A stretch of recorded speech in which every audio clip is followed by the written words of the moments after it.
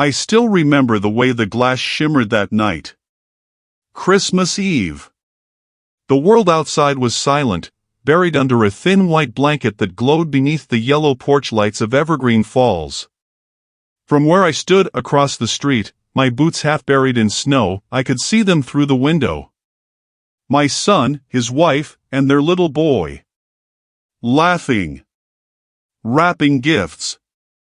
The kind of laughter that sounds warm even through the cold. And there I was on the other side of it. Watching. Breathing against the glass of a life I no longer belong to. It's strange how a window can hold so much distance. Just a few inches of glass, yet a whole lifetime apart. Every year I told myself I wouldn't come back, that I wouldn't stand there like some ghost haunting the edge of my own story. But when the snow falls, and the air smells like pine and wood smoke, my heart forgets how to stay away. I used to build things with my hands, tables, chairs, little wooden toys for my boy. Now, all I build are regrets. Quiet ones. The kind that sit beside you at night when the house creaks and the fire fades. I don't know if he saw me that night. Maybe he did. Maybe he looked through that warm light and saw an old man in the cold, a man he once called father. Or maybe he just turned away, pretending not to notice. I wouldn't blame him.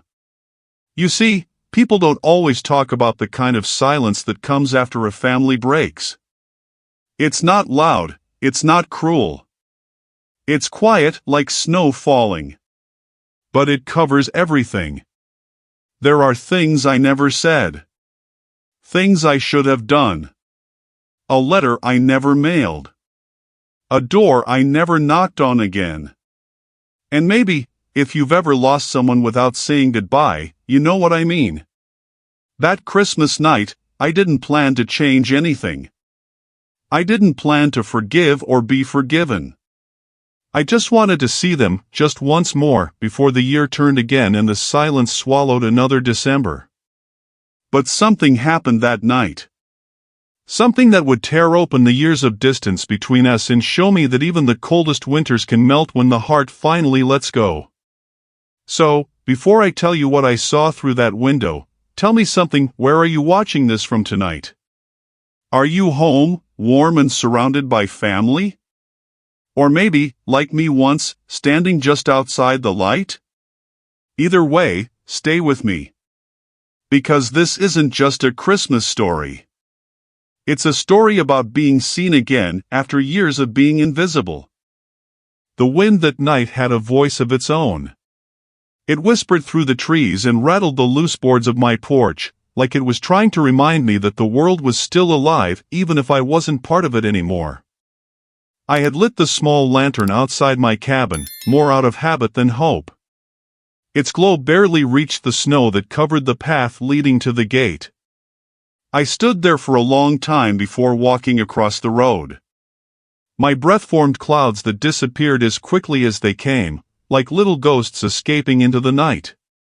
Across the street, Andrew's house looked like something out of a Christmas card, warm, bright, alive. Lights were strung along the roof, and inside, the fire cast a golden pulse that danced across the walls. I told myself I wasn't going to look again this year. But promises are fragile things when you're lonely. So I found myself at the same place as always, beside the old oak tree that separated our 2 yards, where the snow was deepest and the shadows longest. From there, I could see everything. Andrew was in the living room, helping Ethan tie a red ribbon around a small box. Claire came in with 2 mugs of cocoa, her face lit with that gentle smile that used to remind me of my late wife. I don't think they were talking about me, but sometimes silence carries a name, even when no one says it. I pressed my hand to the rough bark of the tree, feeling the sting of the cold. My fingers ached, but I didn't move. Every laugh that came from that window struck me in the chest like a soft hammer, not painful, but heavy, like something I used to know but couldn't touch anymore. I remember the first Christmas after my wife, Helen, passed. The house had been too quiet. Andrew came to visit that year. He was 24 then, newly married, still calling me Dad without hesitation.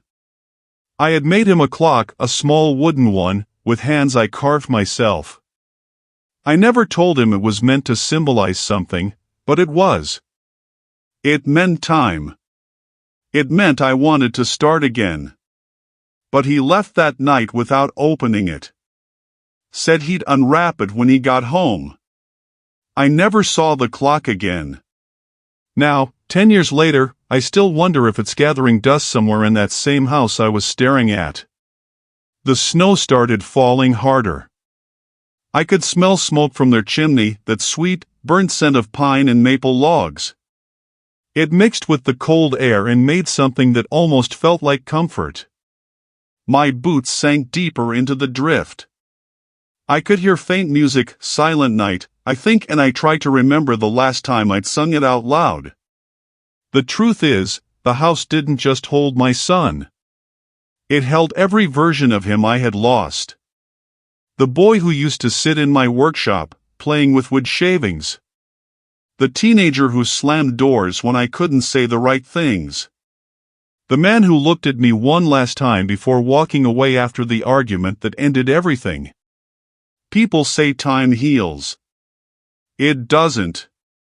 It just teaches you how to hide the wound better. I turned to leave, telling myself it was enough, that I'd seen what I came to see. But as I stepped back, I noticed something through the fogged glass. Ethan, the boy, was holding a picture frame. He pointed at it, asking his father something. Andrew's expression changed. He looked down at the photo, then toward the window, almost like he could feel me there. My heart stopped.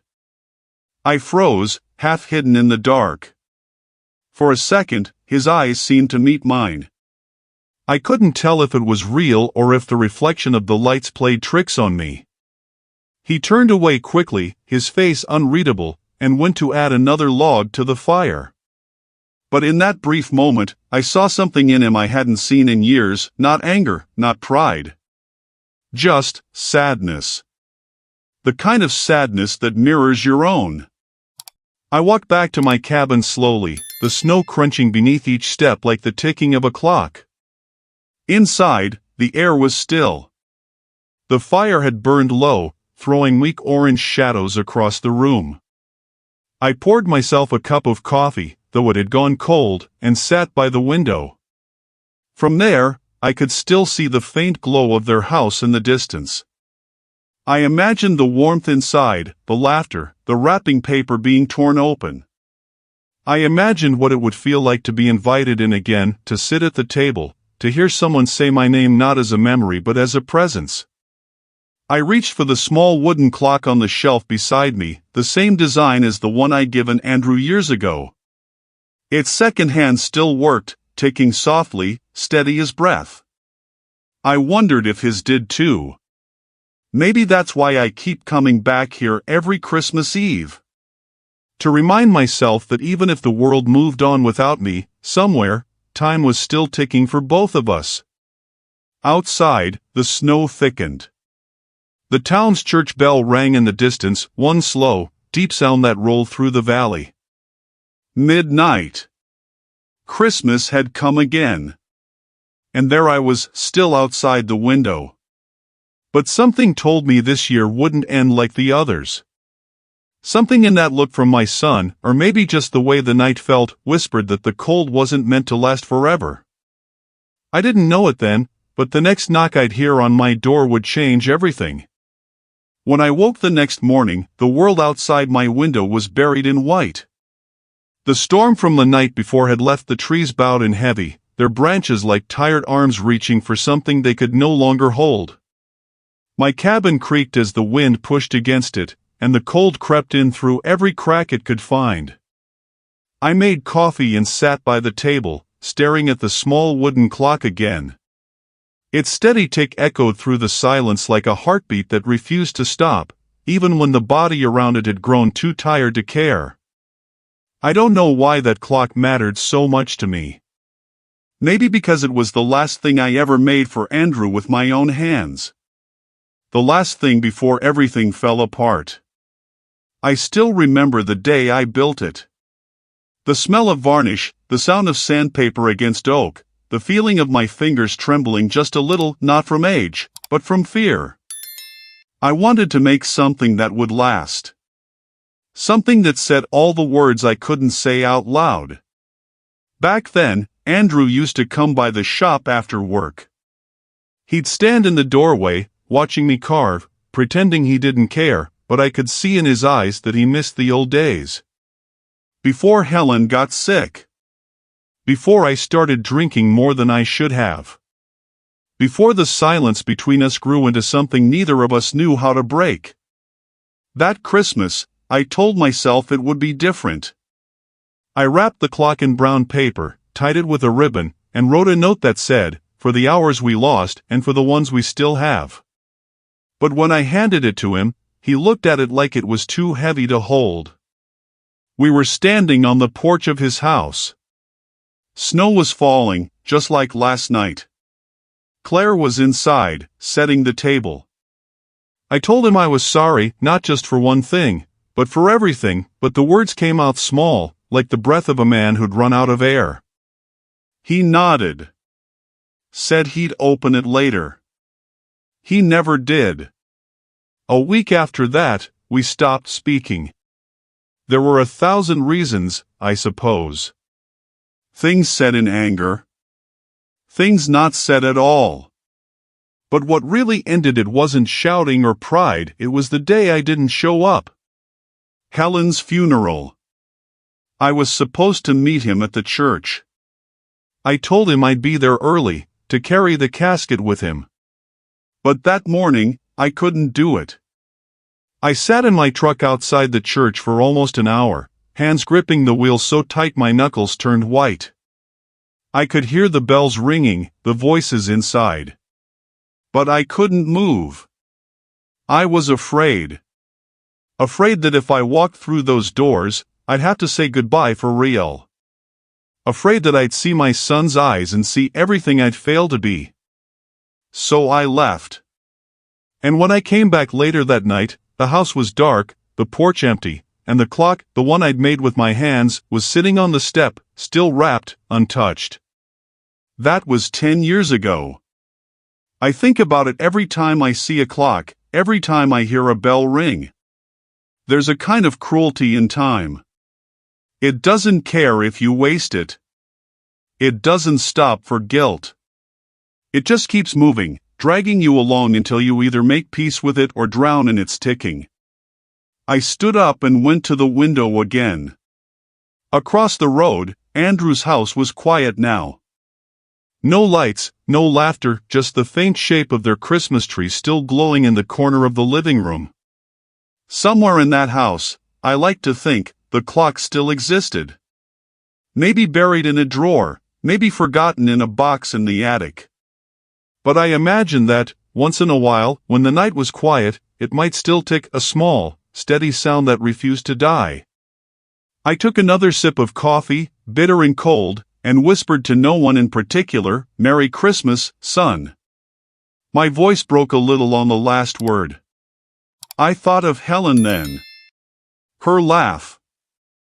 The way she used to sing along to carols off-key, just to make us laugh.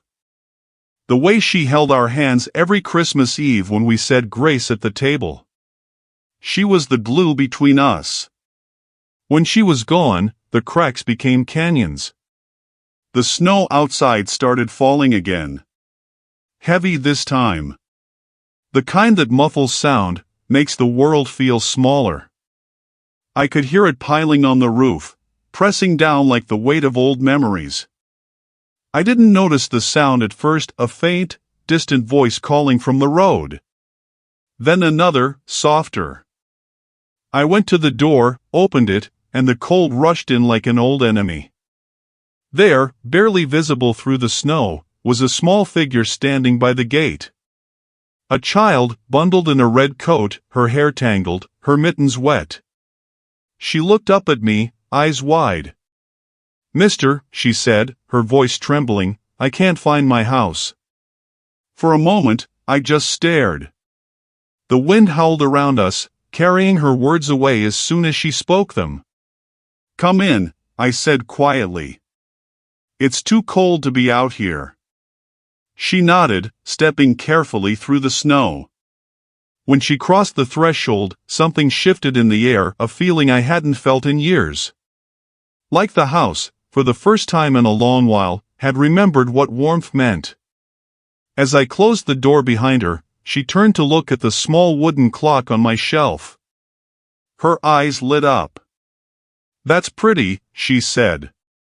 "My grandpa used to make clocks too." I froze. Something in her voice, in her innocence, cracked open a place inside me I'd sealed shut for years. And just like that, Christmas began to feel different.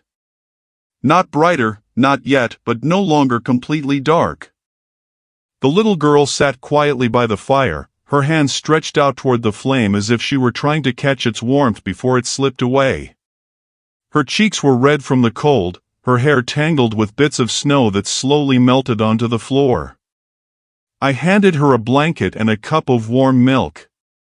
She smiled, small and shy, the way children do when they don't quite know if they're safe yet. "What's your name?" I asked. "Lily," she said softly.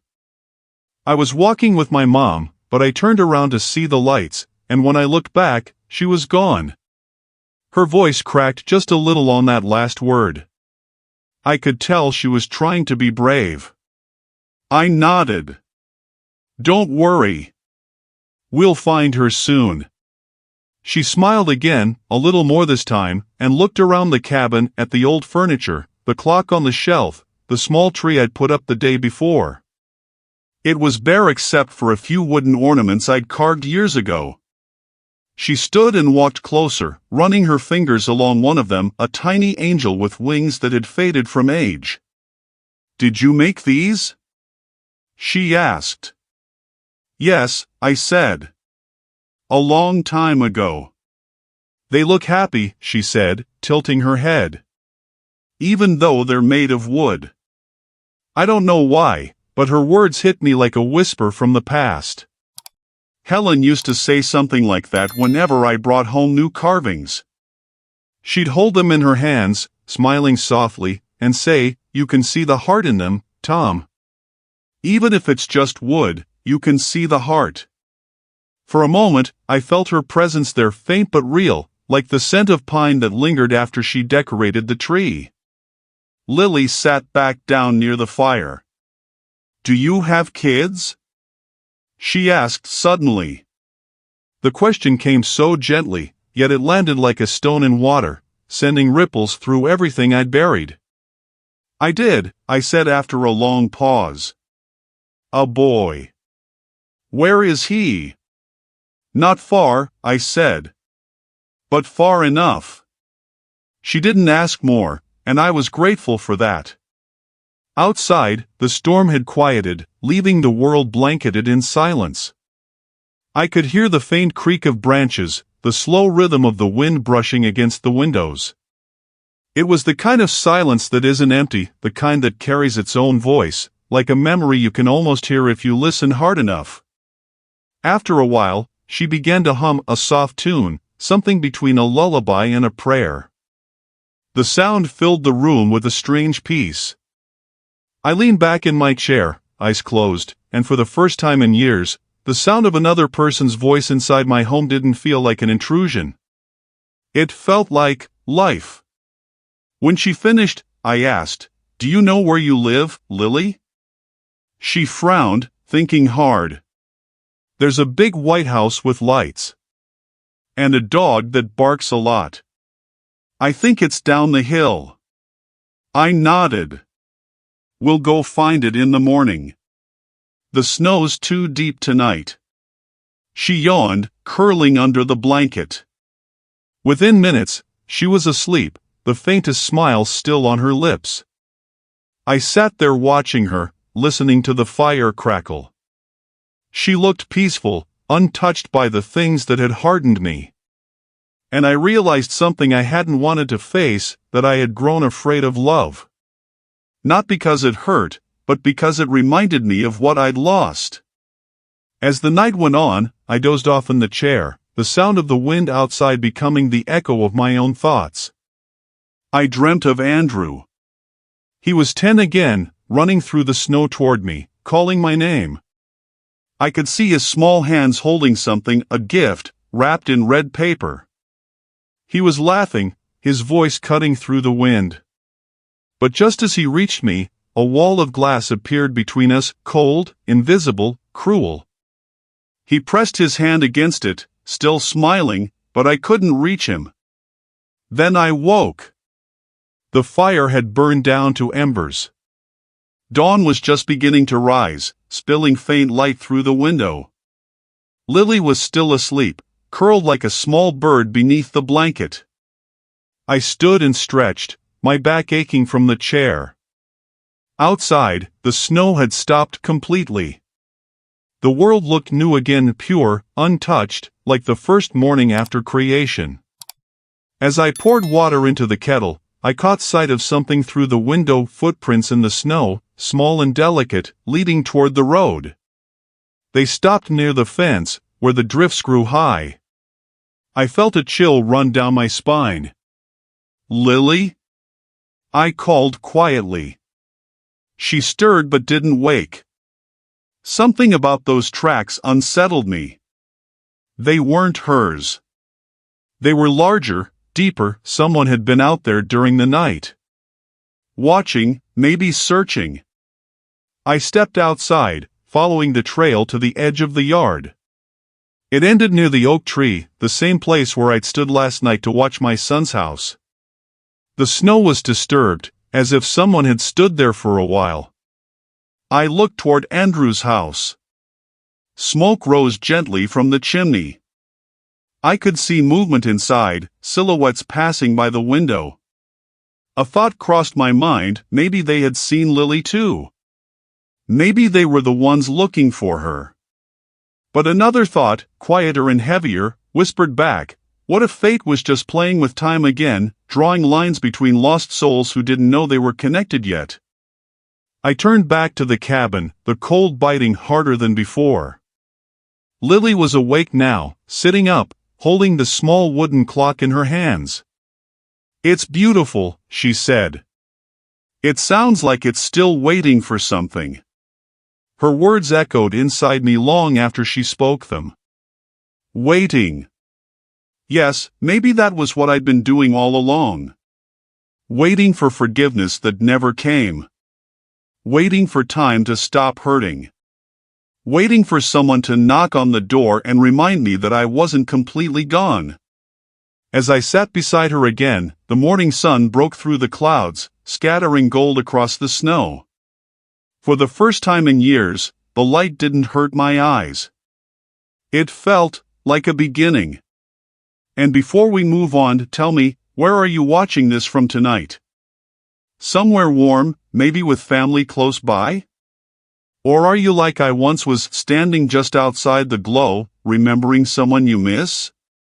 Wherever you are, stay with me. Because this story, my story, is just starting to unfold. By the time the morning sun had climbed above the pines, the snow had begun to melt just enough for the world to breathe again. The roof of my cabin dripped slow tears of ice, and a thin mist hung above the fields like smoke from a candle just blown out. Lily sat at the small table, eating toast and honey, swinging her legs under the chair with the carefree rhythm only children seem to know. I watched her quietly. There was something about her that filled the house with light, not the kind you could see, but the kind you could feel. It had been so long since laughter had touched these walls that I almost didn't recognize the sound when it returned. She noticed me looking. "You smile funny," she said with a giggle. "Funny?" "Yeah. Like you forgot how." I couldn't help but laugh, a dry, clumsy sound. "Maybe I did." "Well," she said matter-of-factly, "then you just need to practice." I wanted to tell her that smiles don't come easy when the past keeps whispering your name, but she wouldn't have understood. Or maybe she would have. Children have a strange way of understanding things grown-ups have long forgotten. When she finished eating, I told her we'd try to find her house. The storm had passed, and the road was visible again. She nodded eagerly, but before leaving, I went to the small chest by my bed, the one I hadn't opened in years.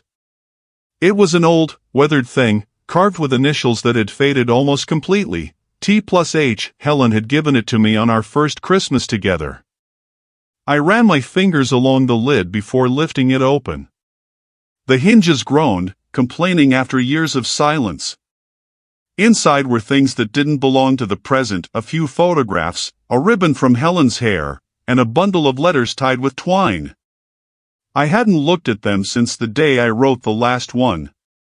Lily stood beside me, curious. "What are those?" "Letters," I said softly. "Ones I never sent." "Why not?" I looked down at her wide, honest eyes. "Because I was afraid they wouldn't be read. Or worse, that they would."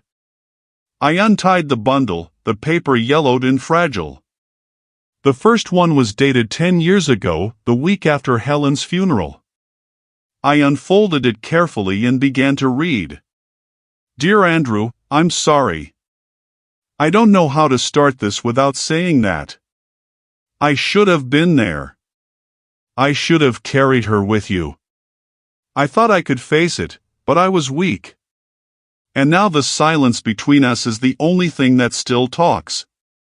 If you ever find it in your heart to forgive me, know that I never stopped loving you, son. Love, Dad."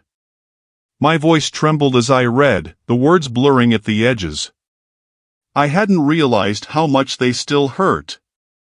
Lily was quiet for a long moment. Then she said softly, "You could still send it." I smiled sadly. "It's too late for that." She frowned.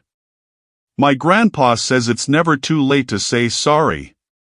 He said people just wait too long to say it." Her words hit me harder than I expected. I folded the letter again, sliding it back into the bundle. "Your grandpa sounds like a wise man." She nodded, serious. "He makes clocks too."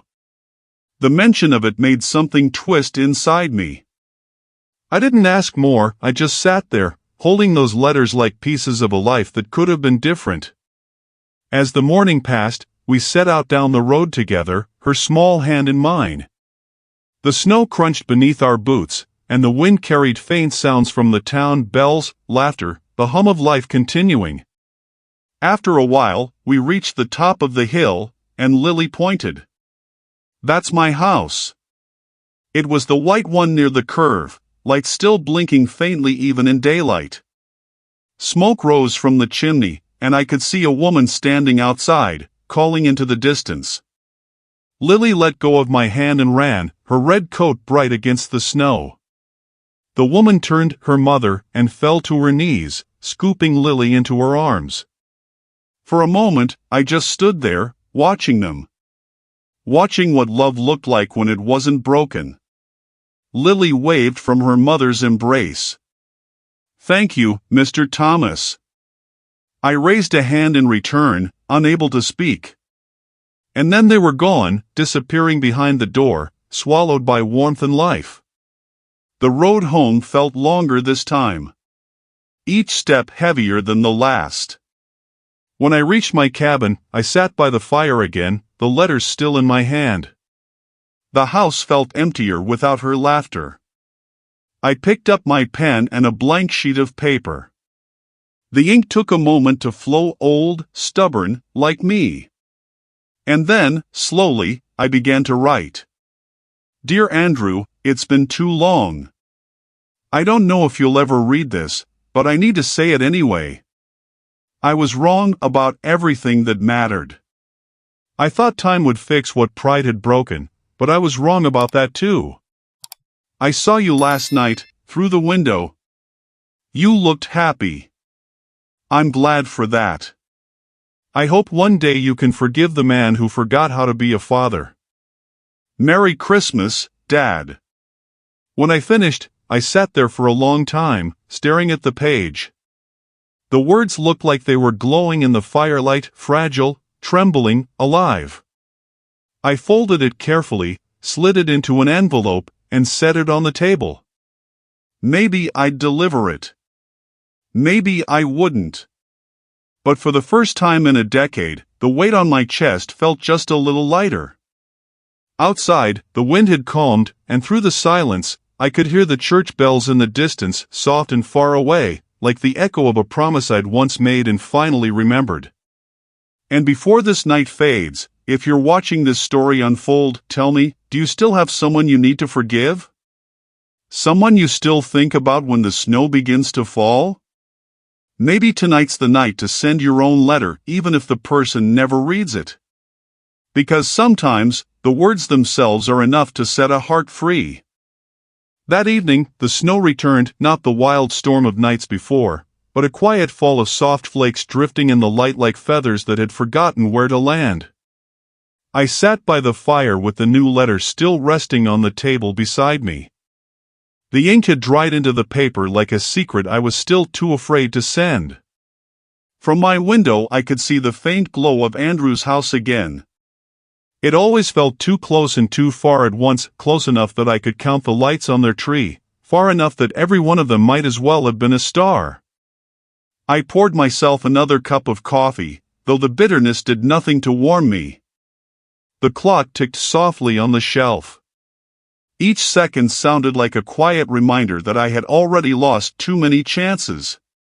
I thought of Lily. I wondered if she was home now, safe and warm, maybe telling her mother about the strange old man who made wooden clocks and burned his toast. The memory of her laugh filled the cabin like sunlight, even after she was gone. For a few hours, she had given me back something I hadn't realized I'd lost: hope. I don't know what made me look toward Andrew's house again, but when I did, I saw something different this time. The window nearest the living room wasn't bright and cheerful anymore. Claire was standing near it, her hand to her face, shoulders shaking. She was crying. A chill went through me that had nothing to do with the cold. I pressed closer to the glass, squinting through the falling snow.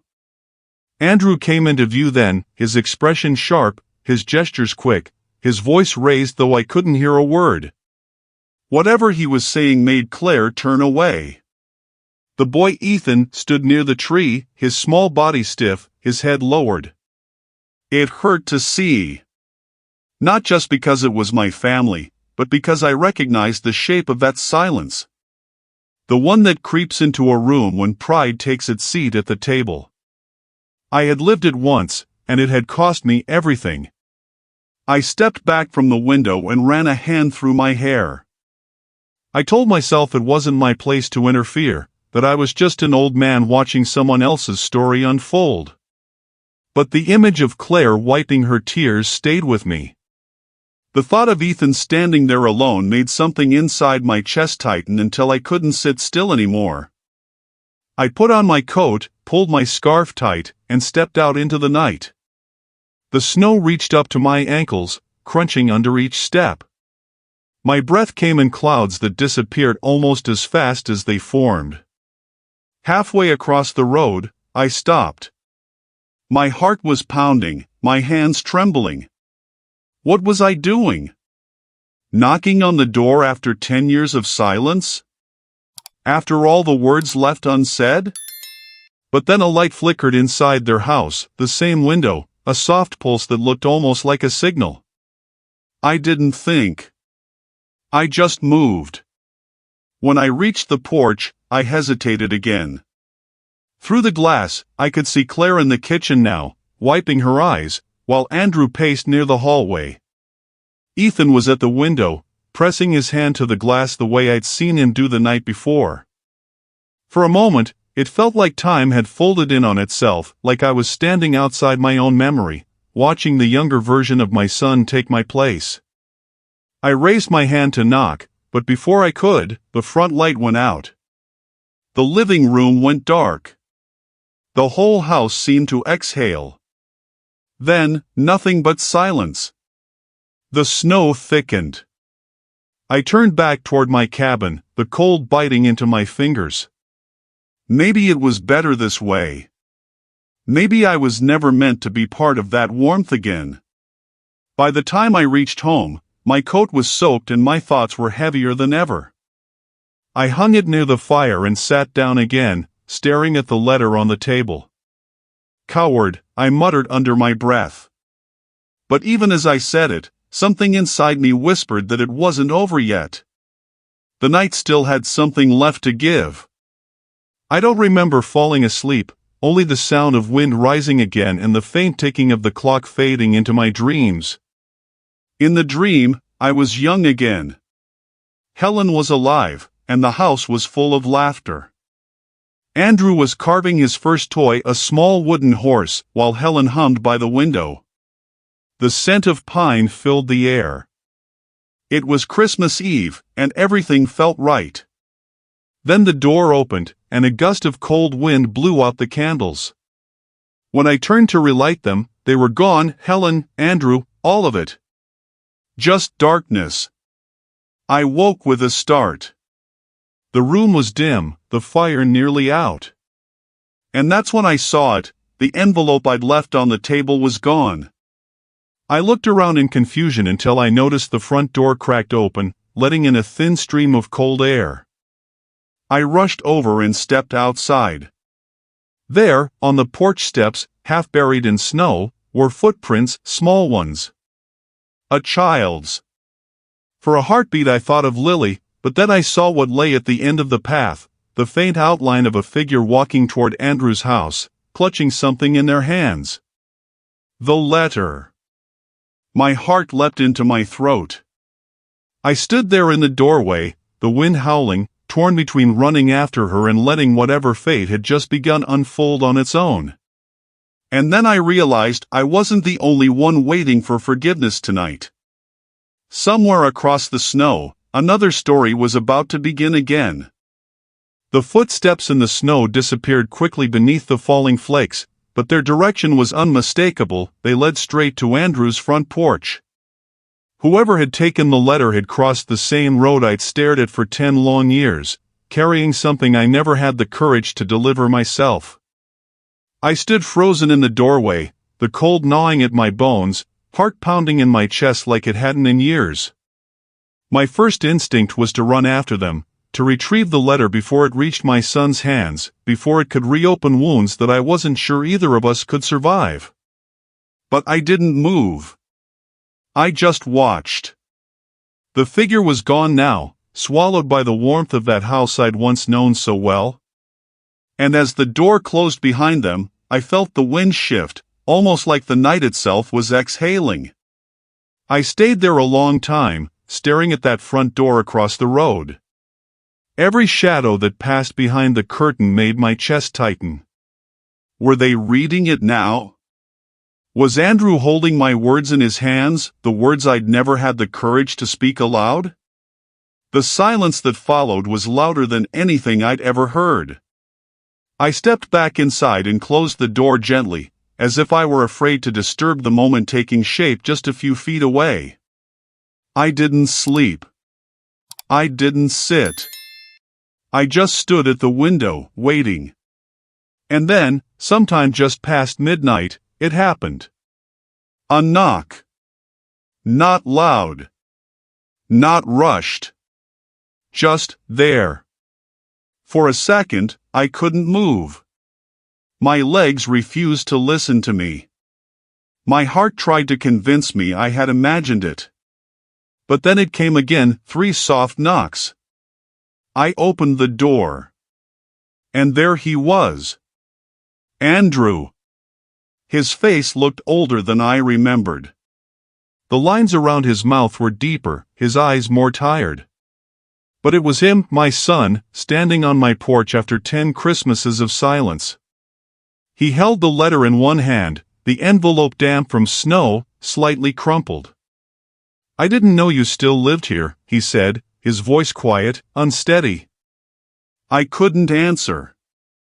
I didn't trust myself to speak. He looked down at the letter, then back at me.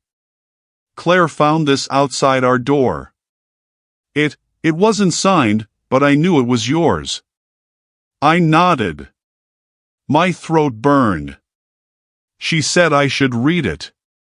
I didn't want to. I waited. But I did. He paused.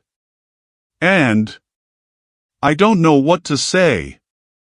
I stepped aside, opening the door wider. "You don't have to say anything," I managed to whisper. "Just coming out of the cold." He hesitated, the space between us stretched like a thread about to snap. And then, finally, he stepped inside. The warmth hit us both at once. He looked around the room, the old furniture, the quiet fire, the wooden clock ticking softly. I watched his eyes settle on the small box I had placed near the shelf years ago, still wrapped in the same brown paper, the ribbon faded and brittle. He walked toward it slowly, then picked it up. "You kept it?" he asked. I nodded. I didn't know what else to do with it. He turned the box in his hands, the weight of it suddenly heavier than it looked. "I thought about throwing it out," I admitted. 100 times. But I couldn't. Not because I believed you'd ever come back, but because some part of me still needed it to exist. Even if only for me. He sat down, the box still in his lap. The fire crackled between us, filling the silence with something gentler this time. "I never hated you," he said, voice breaking. "I just didn't know how to look at you without seeing what we lost." "I know," I said. "Me too." He wiped at his eyes, then set the box down carefully. "Claire said it's Christmas. That maybe it's time." "Time for what?" He looked at me, and for the first time, I saw not the boy I'd lost, or the man who had grown distant, but someone trying to find his way back, just like I was. "Time to stop letting the past decide everything," he said. The tears came quietly then, not dramatic, not loud. Just a slow stream that blurred the firelight and softened the years between us. And as we sat there, two broken men slowly mending what time and silence had shattered, the house no longer felt empty. It felt like Christmas. The fire had burned low, but neither of us moved to add more wood. The silence between us now was not like before. It didn't ache. It breathed. Andrew sat hunched forward, elbows on his knees, the unopened box still resting beside him. I could see in his face the battle he was fighting, one part of him holding on to old hurt, the other reaching toward something fragile and new. I leaned back in my chair, letting the warmth of the moment settle around me, but inside, something was stirring. A truth I had buried. A truth I knew I had to speak before it turned to dust with me. "There's something you should know," I said, my voice low, rough from years of holding it in. Andrew looked at me, his brow furrowed. He didn't speak, he waited. "I didn't just miss the funeral because I was afraid," I began. "That's part of it, yes. I was terrified. Of facing you, of facing her death, of admitting what I'd become." He nodded slowly, but he knew there was more. I took a long breath. That morning, I got in the truck. I drove to the church. I sat outside for almost an hour. But then I turned around. He tensed. I saw it in the way his hands clenched. I didn't go home. I didn't go to a bar. I drove to the hospital. Andrew blinked. Confused. Silent. "There was something I hadn't told anyone," I continued. "Helen, she asked me to do something before she passed. She made me promise." He straightened. "What promise?" My throat tightened. I stared into the fire, searching for courage in its flicker. "She wanted me to take her ashes, part of them, to the lake." The one we used to visit every summer. She said that's where she felt most alive. Most free. Andrew's eyes darkened. I was supposed to wait until after the funeral, but I couldn't, I said. I broke. I was afraid if I stood by her casket, if I saw you crying beside her, I'd fall apart and never come back. So I drove. Alone. And I scattered her ashes by the edge of that lake, without telling you. Without letting you say goodbye. He looked away, jaw tight, fists trembling. I thought I was honoring her, I said, my voice cracking. But maybe I was just running. Maybe I was trying to hold on to one last piece of her for myself, even if it meant losing you. The silence that followed felt like an avalanche waiting to fall. When he finally spoke, his voice was sharp. You didn't think I deserved to be there? No, I said quickly. I didn't think I was strong enough to share her. He stood up, pacing the room. The pain in his steps, in his breathing, filled every corner of the cabin. All these years, he said. I blamed you for not showing up. For not being able to stand next to me. And the whole time, you were. He couldn't finish. I stood too, feeling the weight of my failure rising like smoke. I'm sorry, I said. I'm so sorry, Andrew. I failed you. Not just that day, but before it. After it. Every time you needed me and I didn't know how to be your father. He turned to face me. I was 24, he said. And I felt like the man of the house. I carried her. I stood up there and spoke. I looked for you in the crowd. And you were gone. I know, I whispered. I thought you didn't care. I cared too much, I said. So much it paralyzed me. The fire cracked sharply between us. Then, finally, Andrew stepped closer.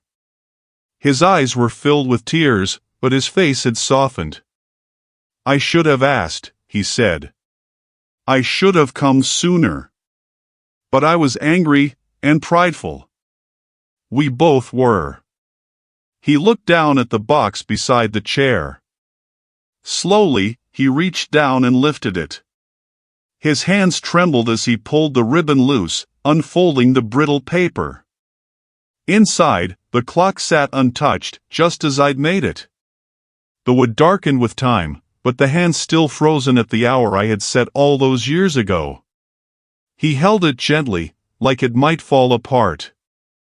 It's beautiful, he said. It was meant to say everything I couldn't. He looked at me, and something passed between us, not forgiveness, not fully. But something like understanding. The first stone removed from a wall we had both built. Can I take it home? He asked. Yes, I said, almost choking on the word. Please. We sat again, the fire burning brighter now. The snow outside had stopped. A long pause. Then he said, Ethan doesn't know you. But he asks about you sometimes. I swallowed hard. What do you tell him? He looked down. That you were complicated. I laughed, a soft, broken thing. That's fair. I'd like him to meet you, he said. I closed my eyes. I hadn't prayed in years, but in that moment, I did. Not with words. Just a quiet plea to the world that I wouldn't mess this up again. I'd like that too, I said. We sat in silence, not needing more. And just before he left, Andrew turned back at the door and said, Merry Christmas, Dad. It was the first time he'd called me that in 10 years. And it was all I needed to hear. The next morning, the world felt different. Not louder, not brighter, just softer. As if the snow had finished its work and now rested quietly on every rooftop, every tree branch, letting the town breathe again. I stood at the window, the light of day pouring in across the wooden floor. The clock on the shelf ticked steadily, no longer a sound of loneliness, but one of presence. Of continuation. I didn't expect anything to change overnight. A letter, a conversation, a long-delayed truth, they don't erase years of silence. But they can begin something new. And beginnings, no matter how small, are sacred. Around mid-morning, there was a knock at the door. This time, I wasn't afraid to answer it. Claire stood there with a pie in her hands, wrapped in a festive cloth. She gave me a nervous smile, the kind that hides too many things but tries anyway. "I thought you might be hungry," she said. I stepped aside to let her in, and as she entered, Ethan peeked out from behind her legs. He looked up at me, not scared, not shy, just curious. The same kind of look Andrew used to give me when he was small, as if measuring the weight of the world in a single glance. "Hi," I said softly. "Hi," he echoed. Claire knelt beside him. "This is your grandpa." He turned to her. "The one from the stories?" She nodded. He looked back at me, thoughtful. "You made clocks?" I smiled. "Still do." His face lit up. "Can I see one?" I led them inside, where the fire was going strong and the scent of pine still lingered from the tree I'd never decorated. Claire placed the pie on the table and sat down, her eyes scanning the room like she was searching for pieces of someone she'd only heard about. Ethan ran to the shelf, staring at the small wooden clock. "Does it still work?" "It never stopped," I said. Andrew arrived a little later, carrying a basket with bread, cheese, and a bottle of wine. When he stepped in, he looked around like he hadn't expected it to feel warm. Familiar. Safe. We didn't talk much at first. There were too many layers between us to peel back in one morning. But there was laughter, Ethan's, and that was enough to open the door just a little wider. Claire asked if I'd join them for Christmas dinner. I hesitated. She reached across the table, her hand barely brushing mine. "Please," she said. "It would mean a lot." I nodded. "All right." That evening, I stood outside their house once again. But this time, I wasn't watching through the window. I was walking through the door. The warmth hit me the second I entered, not just the heat of the fire, but something deeper. The smell of cinnamon and roasted meat, the sound of a record playing carols in the background, the shimmer of lights dancing off the ornaments. The same house I once watched from a distance now wrapped itself around me like a long-lost memory I was finally allowed to touch again. At the dinner table, there was a moment just before we began eating when everyone went quiet. Claire reached for Andrew's hand. Ethan held mine without hesitation. And Andrew, he looked at me, not with the weight of what was lost, but with the hope of what might still be found. He raised his glass. "To second chances," he said. I raised mine too. "And to remembering the ones who taught us how to love in the first place." We ate. We laughed. We told stories. I gave Ethan a small wooden train I'd carved the night before. He held it like it was treasure. After dinner, he sat on the rug in front of the tree, playing with the train. Claire cleared the plates while Andrew and I stood by the window. Snow had begun to fall again, gently this time. Peacefully. "Do you ever think she would have imagined this?" Andrew asked. I didn't need to ask who he meant. "No," I said. "But I think she would have prayed for it." He nodded. "She'd be glad we found our way back." I looked at him, then at Ethan, then back at the fire that burned steady and bright. We didn't just find our way back, I said. We made a new road. He smiled, not a full smile, not yet. But real. And enough. Later that night, I walked home slowly. The snow beneath my boots no longer felt heavy.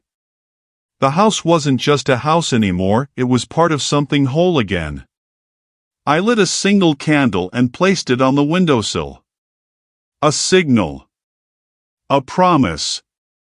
And when I sat down by the fire, I didn't feel alone. I felt full. Not because everything had been fixed, but because something had been forgiven. Because this quiet, flickering peace is what Christmas was always meant to be. A time not just for gifts or lights or songs, but for hearts to remember. For words to be spoken at last. And for broken things to find a reason to glow again.